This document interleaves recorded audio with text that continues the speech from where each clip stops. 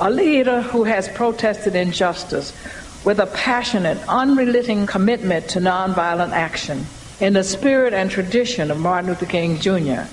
And I am talking about your leader, our leader, the Reverend Al Sharpton.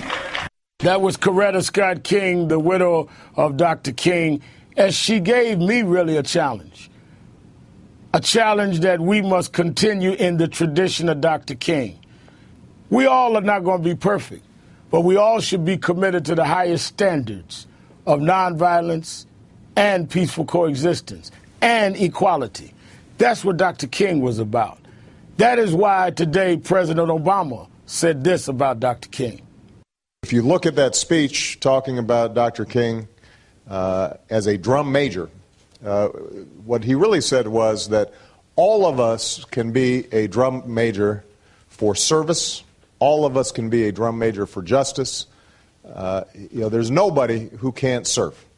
Nobody who can't help somebody else. National Action Network had a breakfast in Washington this morning where we talked about moving forward and making sure Dr. King's dream becomes a reality. Special advisor to the president, Valerie Jarrett, and the founder of Motown, a friend of Dr. King, spoke. I wanted to share with you some of what they said. Fighting for a nation that reflects our most deeply held values is what it means to carry on the legacy of Dr. Reverend Martin Luther King Jr., who believed timelessly in the timeless creed that I am my brother's keeper. I am my sister's keeper.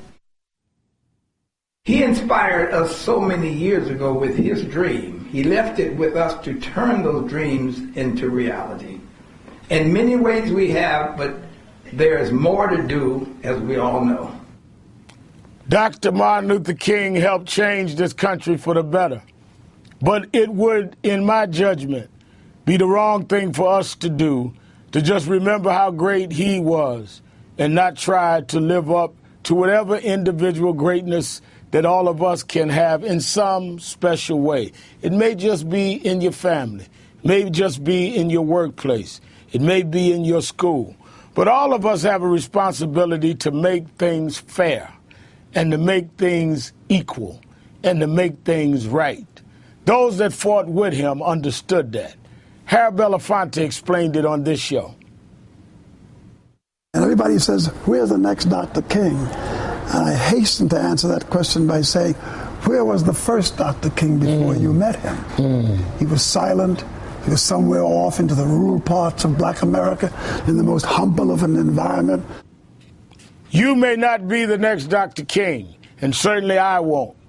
But you can be the first you, and I can be the first me, and we can make that mean something in small ways, large ways, whatever it is.